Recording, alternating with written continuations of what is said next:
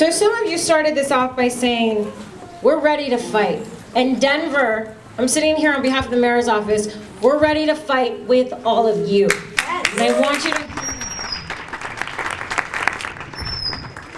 because we all deserve better. We all deserve better than this XO that came out from our president. So that XO created a lot of fear and uncertainty, and everybody's sitting here, what does that mean for all of us, right? Lisa's asking about DPD, but it's broader than that. What does that mean for all of us? And so what my office did is we've taken a real deep dive on what the XO actually said. And I was really happy to hear Denise kind of kick it off about that there is no legal definition of a sanctuary city. Because one of the jobs that we wanted to see is, where do our policies stand up in terms of what the XO actually said? And I was happy to hear from the sheriff, because that's exactly where we're at, is that Denver's policies, the XO does not touch any of Denver's policies. So to echo what the sheriff said, we are not rolling anything back. And if anything, we're ramping up. And so we're here today to listen to all of you. We want to hear from you. You know, I saw some of the flyers that were going out. We want to hear from you some of your ideas, because we want to make sure that your rights are protected. And I want to make it very clear that if Donald Trump expands his XO and tries to come to Colorado and tries to do things that hurt your rights, any of the other immigrants' rights that are going on, we are ready to stand and fight. And by that, I mean, it could be a lawsuit, it could be a lot of different things. And we are looking at all of our options.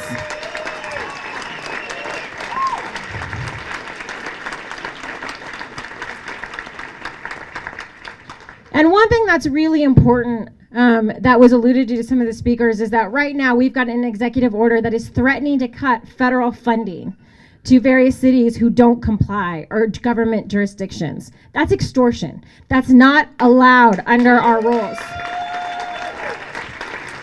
So if we get another executive order that says, hey, Denver, we're going to take your funding away from human services or from some of these valuable services that you are providing because you're not following the rules, we are going to go after it with everything we have. We are gearing up right now to do that. Okay?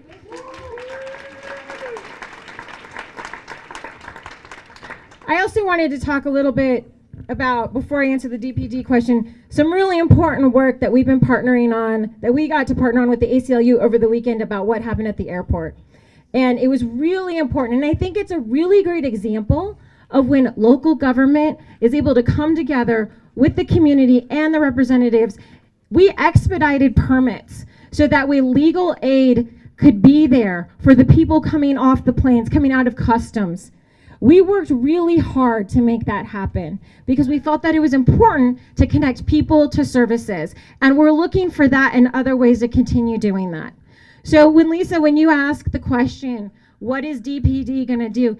They're not border or immigration officials. They are police officers who want each of you to know that they need you to continue to report crimes. We want to keep your neighborhood safe.